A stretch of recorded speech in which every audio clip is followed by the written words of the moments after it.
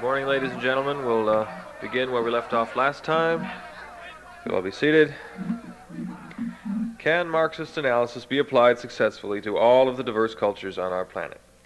Critics often contend that Marxism can I borrow a has no pen? theory of culture per Sure, se, you can have mine. and that its I'm analysis not using tends to it. be advanced from such Aren't a you taking narrowly notes? European base that No. any conclusions drawn are strongly suspected of being inappropriate to third world contexts. How come you're not taking Such notes? an approach to My cultural time is diversity limited on this views reality Marxism plane. I don't as want to waste on potentially this. What? destructive to non-European Reality cultures, plane. as There are several. capitalism This is one. A pretty good one, actually. I like it. I want to enjoy Various it. bits of evidence are offered to support this Then- conclusion. These often Then why are you here if you constitute don't want to learn? I never useful said that. criticism But you're not of taking contemporary notes, Marxist so... practice. Have you got a It might be photographic argued, memory? however, that No.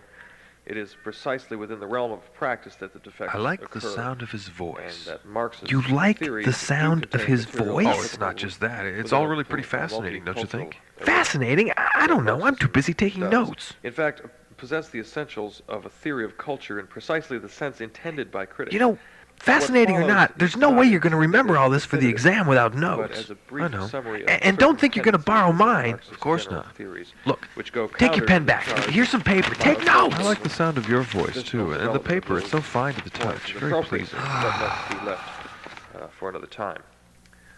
Question of definition. Now, we immediately Where are your confront shoes? a fundamental The problem cool with linoleum is terminology when heaven. we speak of culture, quote unquote, in Marxist analysis. I haven't heard a word he Critics are said. wont to He's point talking out about that Marx multicultural tendencies in customarily Marx's uses general Sure, theories. sure, you know it now. But what about the exam? It's easy to know everything now. to define high and That's low right. realms in literature, It music, is. dance, the plastic arts, etc.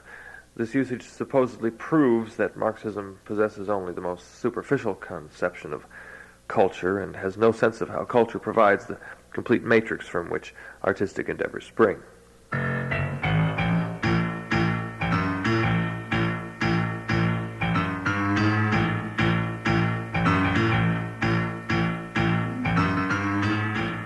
Hi, I'm Peter Donalds. This is the NeoRadio Hour, home of independent writers, musicians, and home tapers, the folk artists of the electronic age. We've got the usual eclectic mix of scenes, stories, and sound sculpture, including neo-bits from our own studios. Among them, tonight we hear from the Milords and Moish Goyim in the 25th century. In conversation, it's high school students from River Falls, Wisconsin, Kelly Paulson, Jason Perrin, and Lauren Kopp on what it's like to be an artist in high school in the Midwest. It's the Neo Radio Hour. Independent audio art.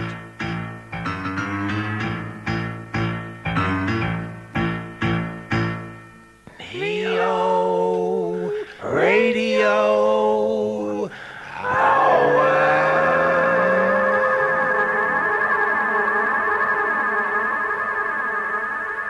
Blame it on the ozone or the smog, whatever you want, but I think it's the ozone. Just the ozone is doing it all and keeping the weathermen say it keeps the clouds up in the sky or prevents the sun to getting through or whatever.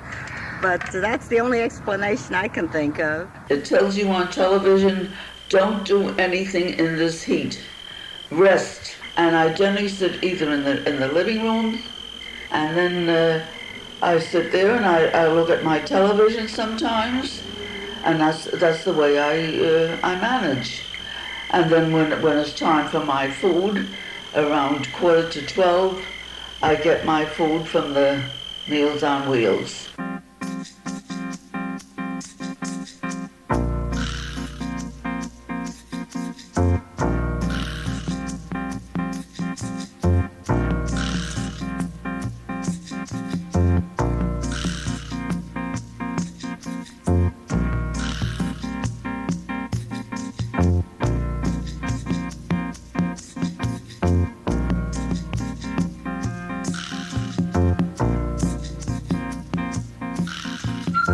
Florida has attracted millions to settle, vacation, or retire in its subtropical climate and on its beautiful beaches. Miami Beach is on a slim thread of land nearly 4 miles east of Miami between Biscayne Bay and the Atlantic Ocean. Collins Avenue, named after the man who first saw development possibilities in this former mangrove swamp, extends the full length of the beach for about 8 miles. Visit the elegant shops on Lincoln Road Mall and see the views from the causeways to Miami Beach and the yacht business, including the huge Miami Marina, the suburb of Coconut Grove. Estaba de mal humor, A mile of shops. pobre chorrito tenía calor. From here, I can see the water with all that cut glass and sand on one shore and that highway holding it back on the other. From here, that water looks like a bruise when it's cloudy. But when it's bright, why, that bridge traffic glare about burns my eyes. But now, inside here, there's just this mirror and this dresser and my bed. And well, parts of these other pieces I've lived on.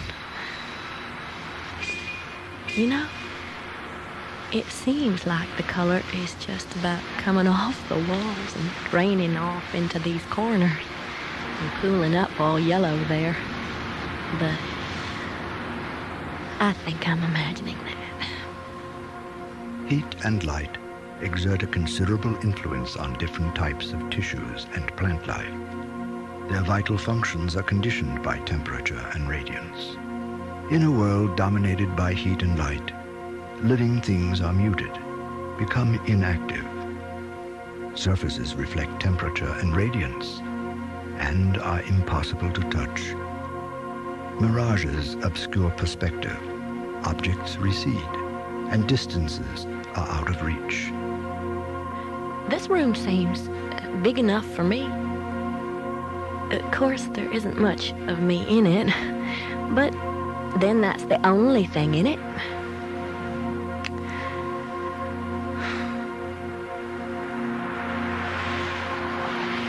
Sometimes I go downstairs and watch TV. I watch the news, which ends at 7:30, and then maybe I'll come back up here and cook something to eat. And I eat, usually sitting in the window when it's hot, and I watch all that bridge traffic.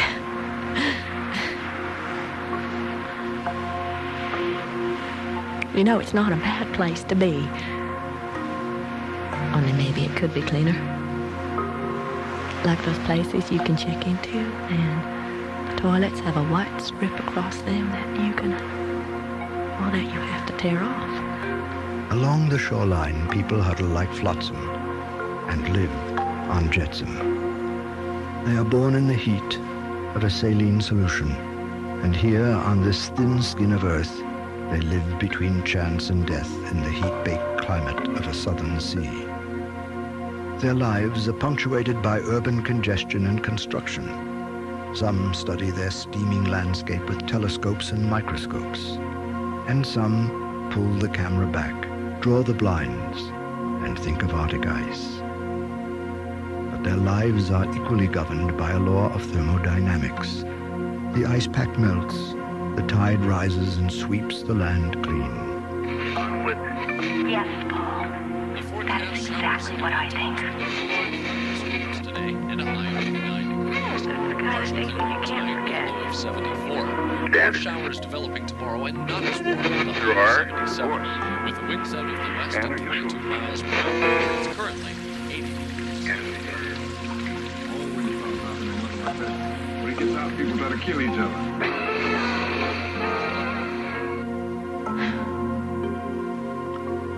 I don't know the other folks here. People leave you alone. I've heard tell now that this is more like God's waiting room than a hotel.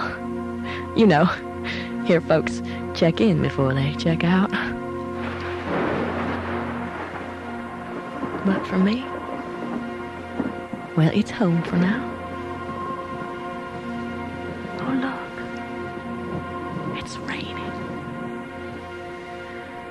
Well, that's okay. Because they say on the TV that it's what we need. No, it's all right here. And I'm fine and all. I'm fine. You know what I mean?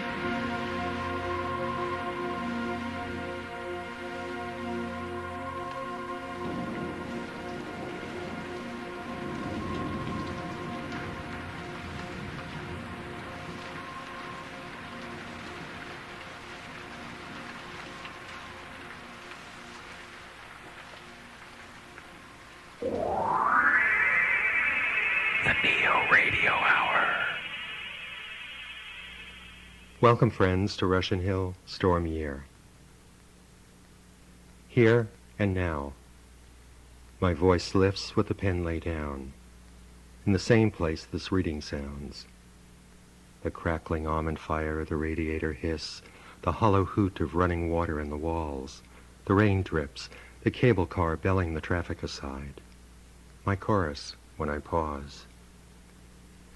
They took some getting used to. Now they're markers, hedging my mind, cozy as self-imposed curfews. Excuse the microphone if it hears a radiator knocking in the other room, or the cables whir and grind. Not always kind. But I am scheduled to stop too soon, so I answer their applause with this encore, Spirit Voices on Blind.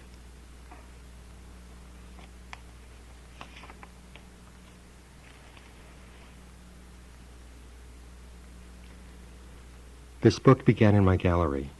The poems began earlier. My living room with its leaking bowed windows and weathered floor suggests the rain deck of a Victorian ship.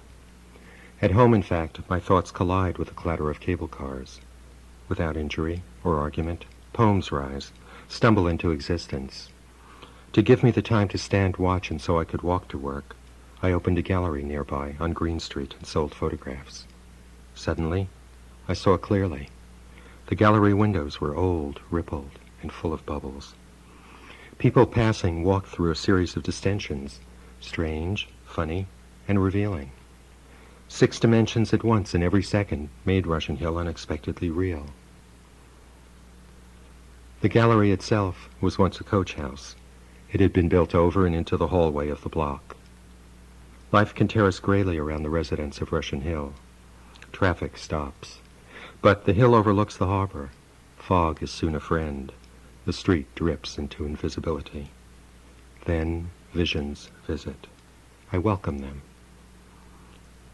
The storm of '82 flooded the gallery, washed through it, uprooting me. The photographs rolled up like window shades. New sights appeared.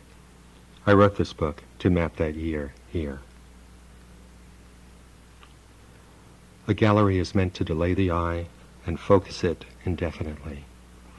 In turn, a poem is a gallery of words, cured in the winter storm, calming, clearing.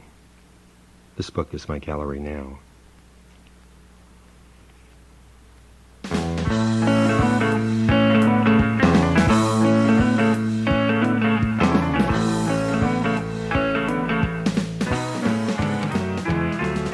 First thing you did on the day we met, you took away my cigarettes. Once you got my nicotine, you nagged until I quit caffeine. But you weren't satisfied with that. You told me I was getting fat. You took my beer, you took my sweets.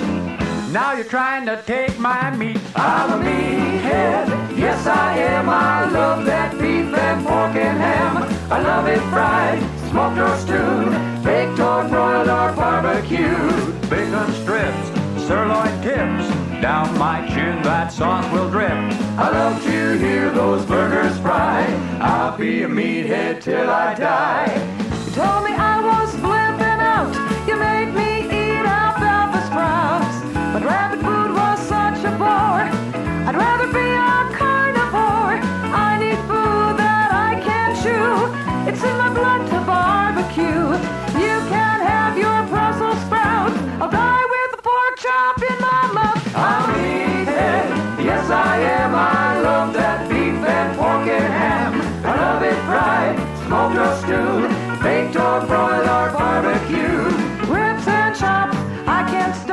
I'll eat until my eyeballs pop. I love to hear those burgers fried. I'll be a meathead till I die.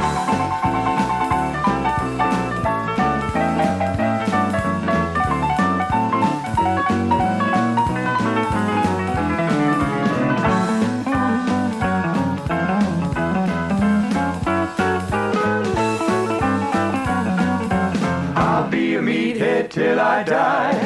If I was sitting on death row and I had one more meal to go, I wouldn't ask for dry rice cake, soybean soup or barley flakes.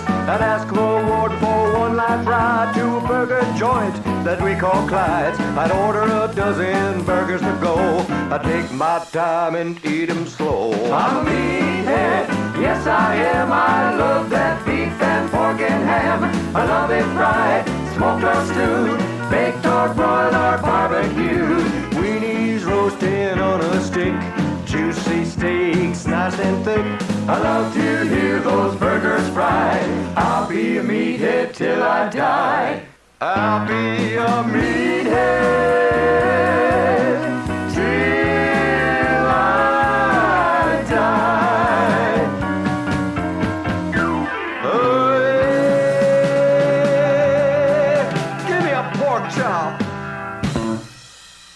Now it's time for Moist Oil in the 25th century. Unexpectedly tossed into the 25th century, a stroke of fate has brought our hero to the village of Meslick. In this forgotten land reside the last klezmer musicians on Earth, a boon to Moish's troubled mind. Hey, all right, boy, we were jamming. Give me 5. Great to hear you again, Moish. Huh? Yeah, it's me, Sidney. Sidney! Ho, ho, ho. I got out when you were dug up by those mercenaries. They didn't notice me, I guess. This woman calls to me from the bushes, so I say, what about Moish? And she goes, in time, Sidney. And I'm thinking, what in time? What are you, some kind of something? But here we are. Slow there, Sidney. Slow down. What are you telling me? Ah, sorry, Moish. Look, we gotta talk. Let's go grab a sandwich. I'll fill you in on what's going on. You mentioned sandwich, Sid? Follow me, Moish. You're in for a big surprise. Huh? Let's get out of here. What's going on here? It's troops of the Grand Ibar. Get behind this rock here. Sidney, what's the story with this Ibar here? Well, about 10 years ago, this Ibar comes out of nowhere and takes over the world. And the worst part of it all, the worst of the worst, I mean the tragedy that befalls this situation. Spit it out, Sidney. Freeze, Moish Goyim. You're under arrest. Oi, gewalt wees mir. What about the kid, boss? Whack him in the woods. Sidney, no! Sidney! Shut up, you're getting yours. In a dungeon in the palace of the Grand Ibar, Moish ponders his fate. Oi, what am I gonna do now? Poor Sidney, this is horrible. Huh? Up here on the wall. What? Don't worry yourself. Accept your fate, 'cause you'll never see the light of day. No! You're dead now, man. We're all dead.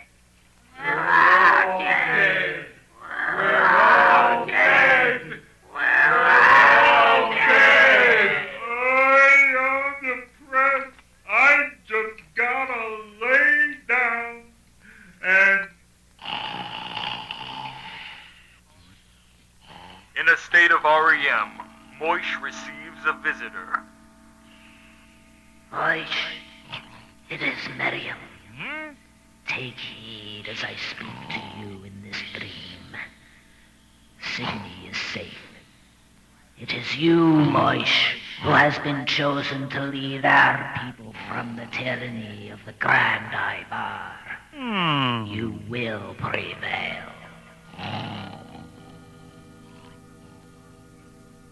Wake up. Huh? On your feet. You're ordered to appear before the Grand Ivar. Move. Your Highness, the prisoner is here. Bring him to me. Yeah. Leave us, henchmen. Yes. Rise, Moish. So, you're the Grand Ivar? Indeed. Walk with me, Moish. You see, I came to this world much as you did, son. You know, your voice is familiar, Ivar. I never forget of...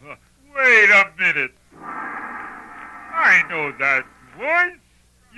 No, it can't be Rabbi Zarkov. Yes, it is true. By a stroke of chance, I thought out 30 years prior to you. And in that time, I have learned many things. What are you talking about? The old ways are dead, Moish. Long since dead. In this world, might is right. The teleport runs on time. I have an empire that will last 1,000 years. Uniformed armies. You've become a fool, Zarkov. You're the fool, Moish. Join us, and you'll earn $12.95 minimum wage. We got a union so tight you'll never again want fun. Hey, Rabbi, you've gone berserk. I gotta do something about this. Moish discovers his old rabbi to have become a raving lunatic. He bolts from the Ivar's chamber, only to come upon a heavily guarded door. Suddenly, he remembers a Michael Jackson video and the words of his father. Walk out backwards and they'll think you're coming in. Moish then proceeds to moonwalk out of the palace. He escapes to a swamp, where he is set upon by the gaping jaws of a crocodile.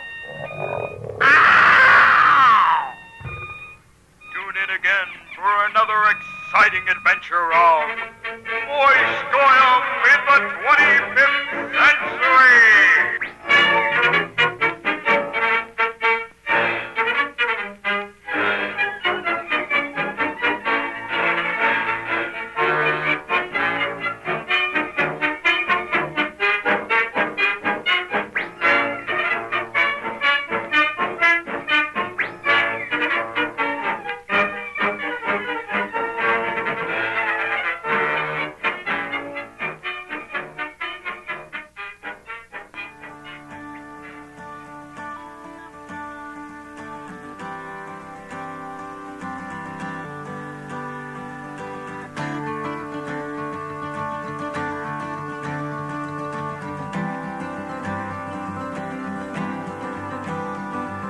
High on cocaine for the first time in my short 22 years old.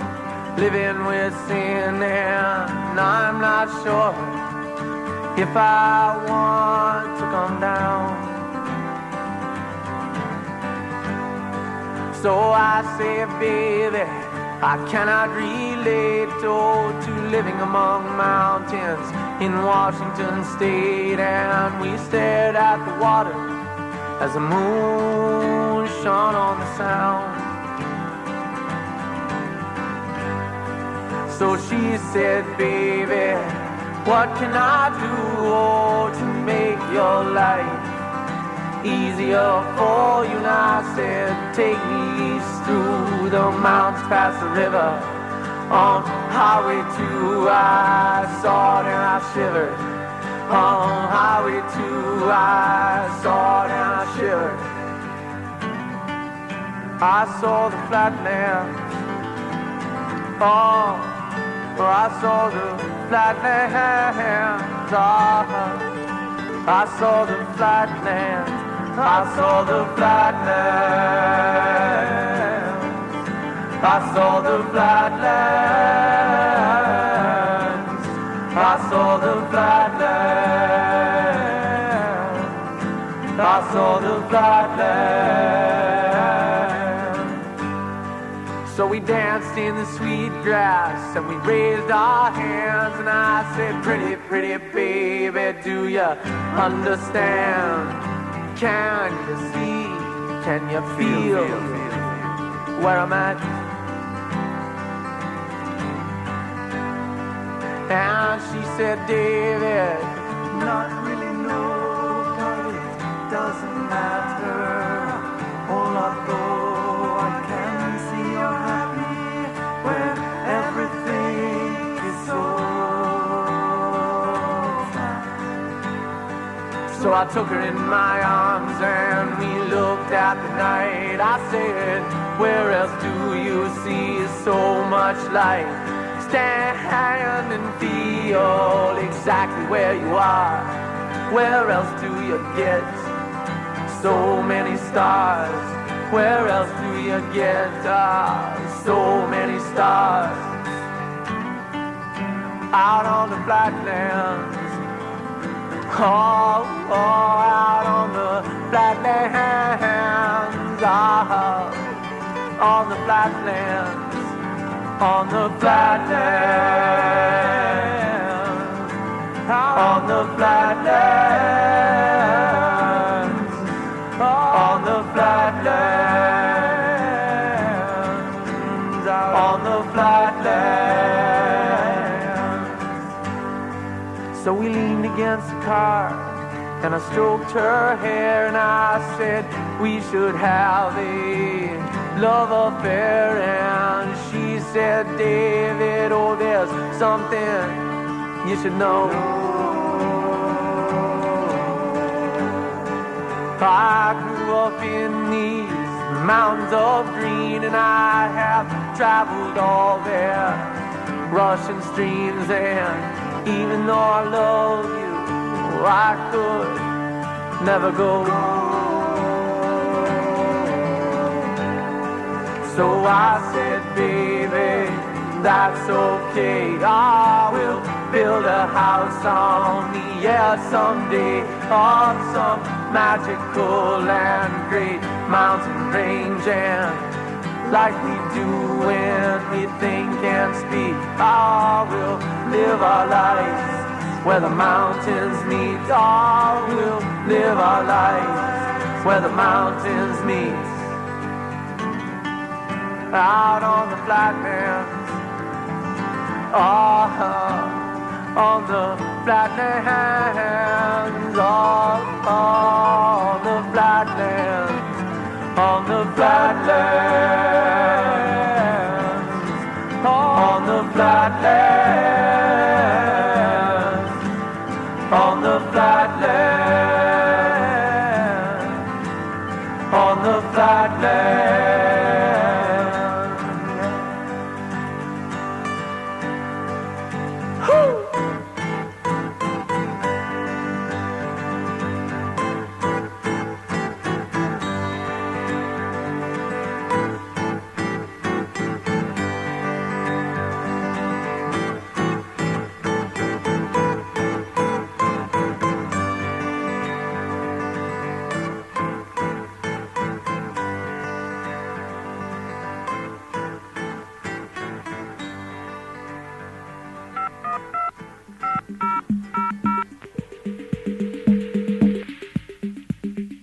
The NeoRadio Hour.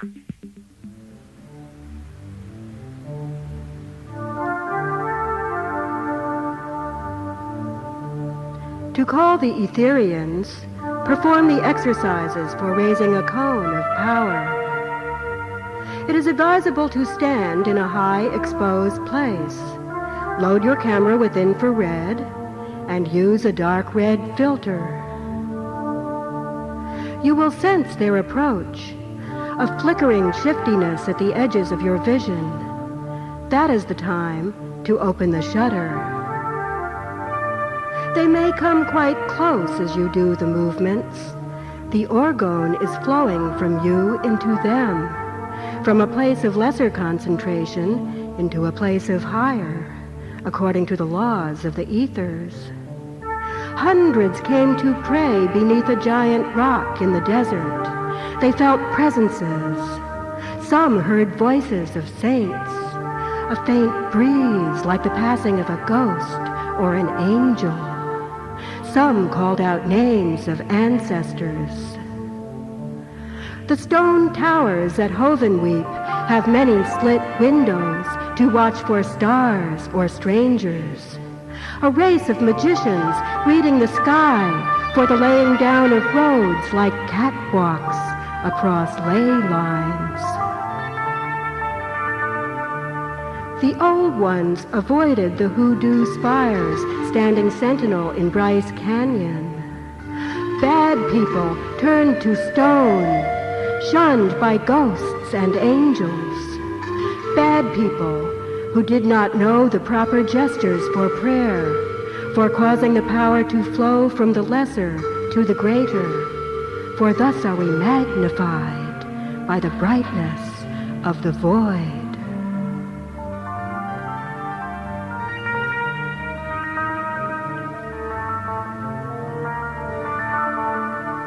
Kathy Goss calling the Etherians from her tape Peripheral Vision. We also heard in that first half hour from the band Aunt Betsy, the Youpers, Elihu Blotnick, Susan Stone and Christopher Hastings, and Leon Rosen, who's become a regular member of the family here. I'm Peter Donalds, and you're listening to the NeoRadio Hour, independent audio art. Time now for conversation. What's it like to be a teenager and an artist in the Midwest these days? We spoke with Kelly Paulson, Jason Perrin, and Lauren Kopp from River Falls, Wisconsin.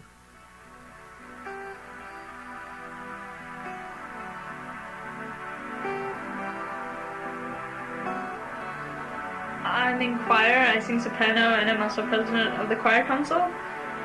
I'm in Ecology Club, and I've also been cast in the musical Annie Get Your Gun as Annie Oakley, and I'm the editor of our school paper.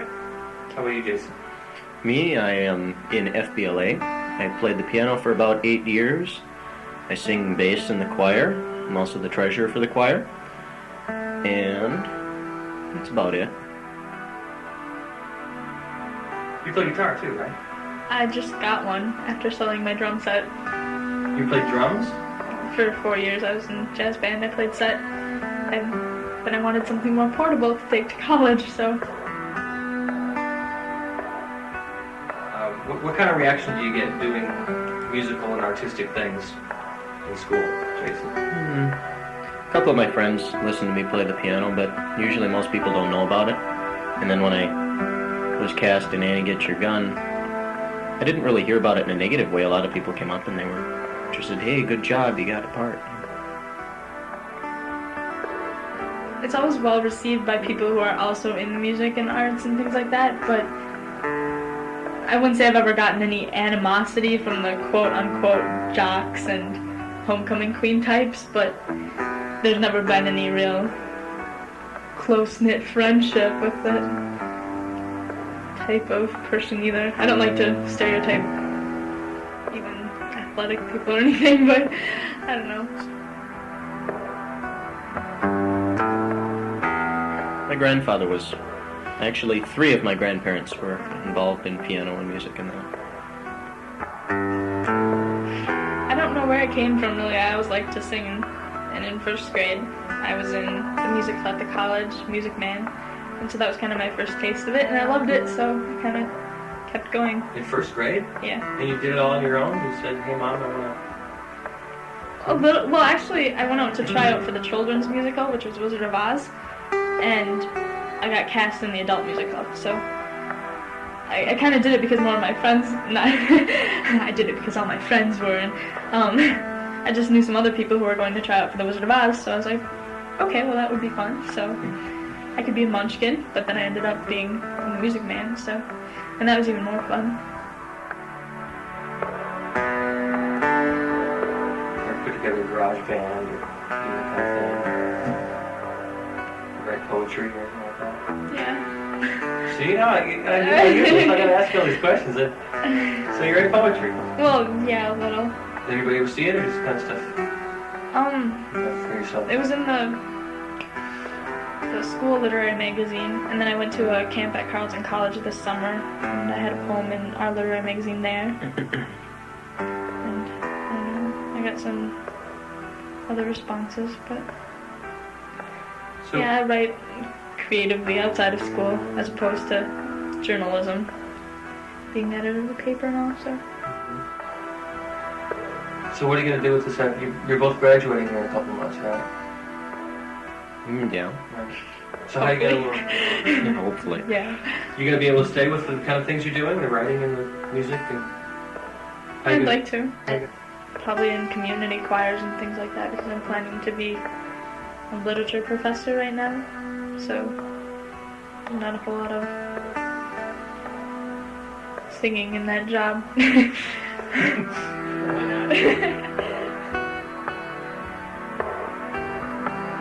Ideally, I'd like to be a best-selling novelist, of course, but I don't know, I kind of decided I should maybe go to college and get something where I could have a day job if it was necessary. Very practical. Thanks. This year I've been taking some college courses in music, and I'll be taking piano over at the River Falls UW. And I was kind of looking to be a major in music performance, along with accountant. Along with accountant? Mm-hmm. So like a double major? Yep. I do a lot of accounting, and in my job I'm doing extra things that I shouldn't be, but I'm doing them anyway and doing it correctly. And I set up some small accounting systems for here around the school, so I know what I'm doing. Is that you feel like that's a different part of you, or I mean, do you get similar satisfaction from accounting and music? Well, it's kind of makes me happy in some ways. I like playing the piano, take out my frustrations, and the accounting's more something that I'd like to do for a job.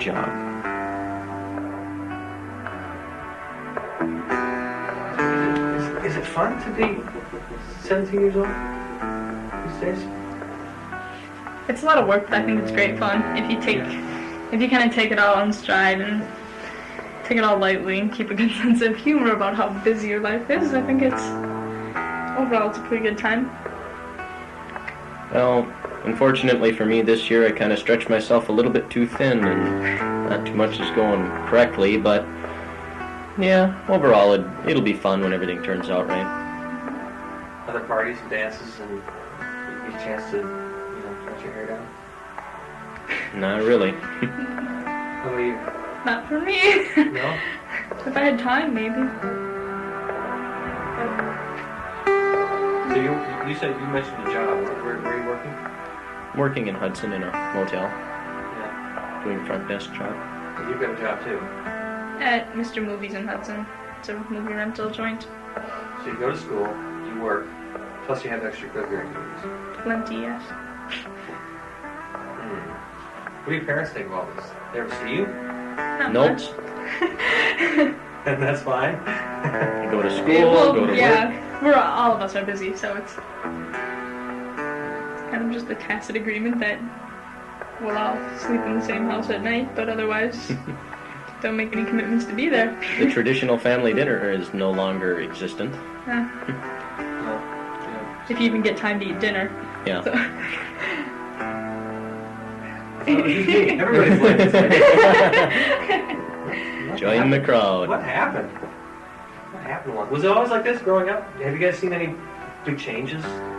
Within the last 2 like years. When you were like 8 and in grade school, was the family just busy and gone all the time too, or has there been a change?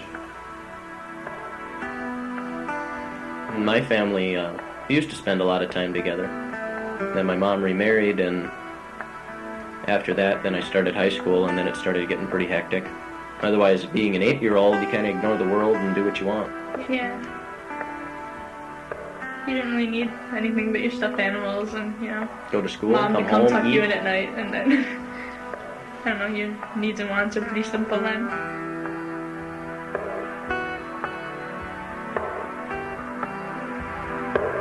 They understand like sculpture and painting and things like that, but when it comes to the difference between acting in a play and expressing yourself there to expressing yourself as a human being in school, like the way you dress or the way you do things, it seems like you're always in a play, and people really don't understand that, you can put creativity in your clothes, it just isn't upstairs in your brain.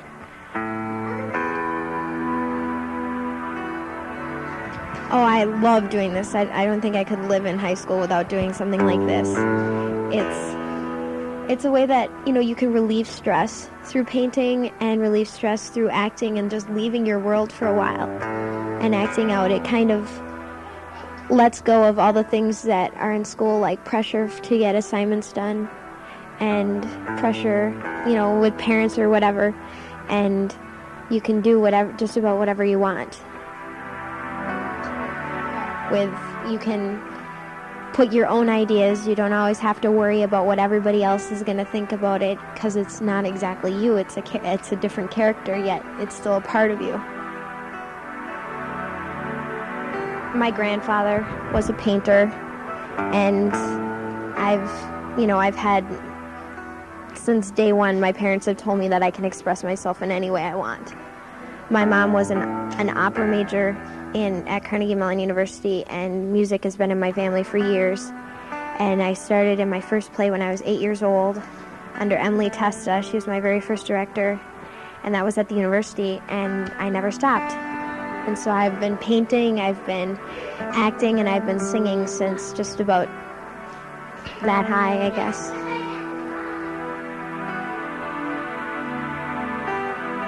My friend Emily and I, we went to the National College Fair last week together, and the first question that we asked was, what's your theater program like? What kind of music do you offer? Visual arts, what do you offer? She's probably going to end up going for like visual arts or something like that, although I'm probably going to end up going for foreign language. But I don't think I could survive without it. It's a sanctuary for me. It's a place where I can just let go. Last year, after I got back from my trip to Costa Rica, I looked at what I liked doing, and it was, I had visual arts and performing arts, musical and theatrical, and then I had foreign language and social studies, which are like my best subjects in school. And I thought about what do I extremely enjoy doing, and although I just absolutely adore theater and doing all that sort of stuff, I don't know, I found my place in traveling to foreign countries and speaking another language, and I fell in love with Spanish culture. I don't know. My parents have always said that when you find your niche, you'll know it, and you'll never let go, and I guess that's kind of, although I guess in some ways this is my niche too. But my parents both found other jobs and things like that in their field, in a different field other than music and performing arts, but they've never stopped doing it. We've always been involved in community theater since it started, and they used to sing in a chorale up in Stillwater, so it'll never leave. I just don't know if I'll make it my absolute profession. I've never been pressured into saying I have to do this or I have to do that. I've always been given the option, and that's really cool.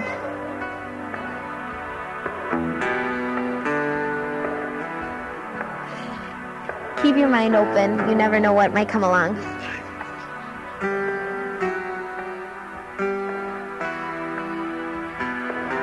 In conversation with Lauren Kopp. Before that, Kelly Paulson and Jason Perrin, all high school students from River Falls, Wisconsin. I'm Peter Donalds. You're listening to the NeoRadio Hour, independent audio art.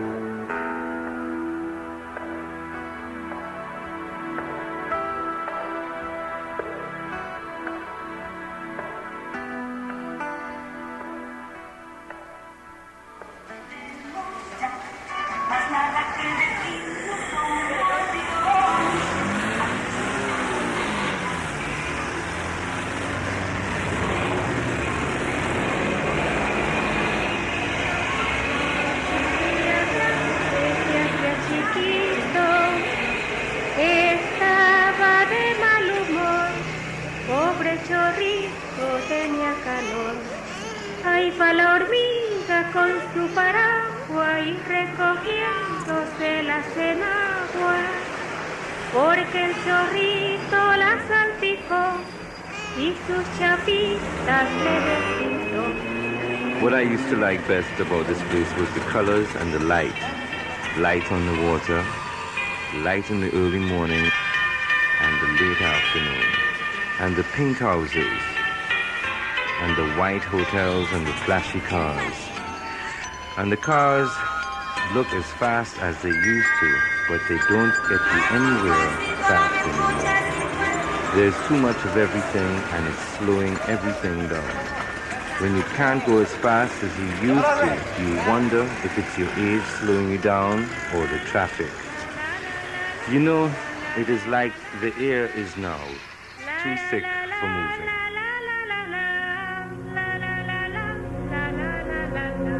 The heat sweeps the deserts with parching winds. It muffles the tropics with humidity. In the cities, it is trapped in concrete canyons and asphalt mazes. In the city, the heat traps the living who retreat before the glare and the furnace. Eventually, like forms of baked and fired clay, the bodies disintegrate and bone turns to sediment. The law has a simple translation. If they want to live, they have to die. And so, as the tar melts on paper roofs and the heat begins to hum, breathing becomes important. Got a bet? Oh, I'll start with 2. So you're 2 and raise you 1. There's... Okay, I see that. 1, 2, Dealer will 3, take the same. 4, or 5 at times of the same group. Roll. Of 6. I have cold beer and icebox and brandy and pair bets. bourbon on the side in the kitchen if they want any, help themselves. And the youngest of them is 62. Dealer takes 3 and 2. And I'll see your 2. the first hand was dealt. 3 of kind. He never finished it. You can play it high-low. Popped over on the floor. Oh, okay. He died. Heart attack. Zip on the floor. He was turning green. Quite a character. You get to be my age, there's none of your age left. Truthfully, they're all gone. Because men have died or moved away.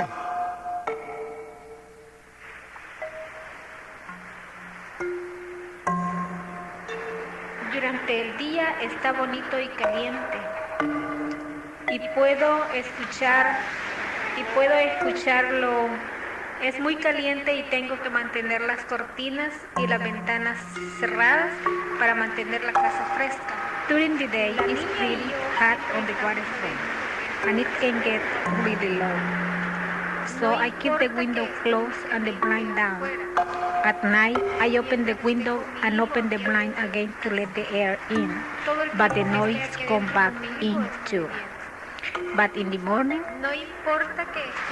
I close the blind and shut the window, and that cool air will stay in all day and the noise is out. And then it's just me and the baby. So we'll stay in here where it's cold, and then maybe at night I'll open the window again and let the air back in. Next day, I'll close the window and lower the blind. No importa que esté muy caliente afuera, mientras esté con mi hijo aquí adentro de la casa. Todo el tiempo que esté aquí adentro con mi hijo estaré bien. No importa que esté muy caliente afuera, mientras esté con mi hijo aquí adentro de la casa. Todo el tiempo que esté aquí adentro con mi hijo estaré bien. The song of an ocean might translate into the tune that water plays on sand, piers, and boats. Its score is inscribed on 1,000 dunes, and its rhythm is etched in the shoreline. To many, this is music, but by the time many are attuned to hear it, it is noise. And yet, it is as silent as the grave. A vast sludge smothers much of its marine life, Blocked with the wash of overproductive land, the seabed is strangled. Here at the bottom, heat escapes and seeks altitude, burns through the thinning film of soil. As light disintegrates in the fall of Earth, the radioactivity of a silent crust disintegrates into heat, which cuts the descent in its rise. And so, as the tar melts on paper roofs and the heat begins to hum, breathing becomes important.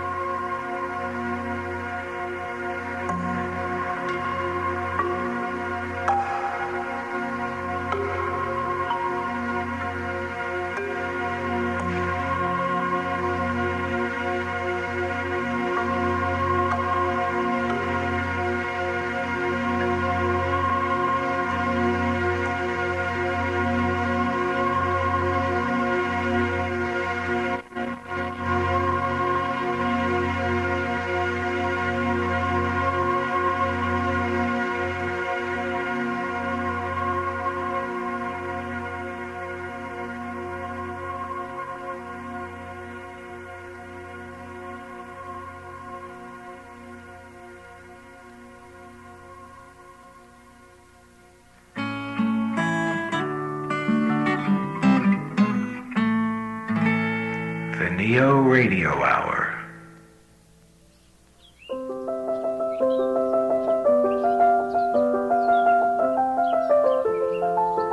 Good day, my lord.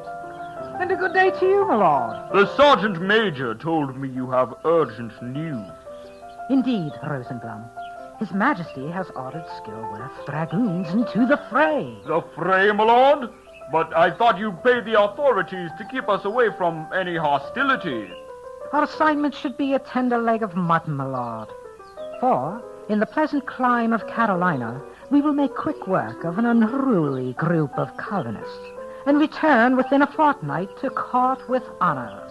In addition, mon capitaine, on the home front, fear of our battle-proven troops should enable us to tax the farmers and merchants back to their proper stations in life. Peasants! Had the dragoons been sufficiently trained, my lord Captain Rosenblum? A finer esquadrille could not be found in the Empire, my lord. Splendid. Have them issued an extra ration of gruel. May I make a suggestion, my lord? Of course, my lord. The Scotty boys would fight like demons if each were promised a cow upon our victory. Rosenblum, you're becoming a military genius. Oh, thank you, my lord. I have some maps of our destination. Didn't know you could decipher a map, my lord. I can't. Don't you, Rosenblum? What are we to do? What we always do, my lord.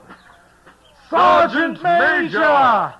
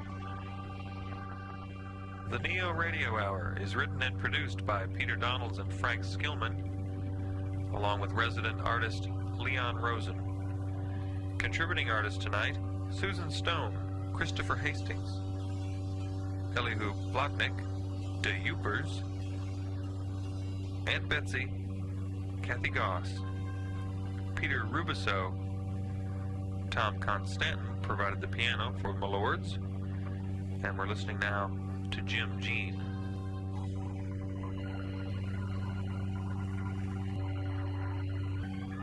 In conversation, it was high school students Kelly Paulson, Jason Perrin, and Lauren Kopp. We'd like to remind you that everything you hear on the Neo Radio Hour is sent to us from independent artists such as yourself, writers, audio artists, poets, musicians. That'll do it for this time. Thanks for listening. I hope you taped it.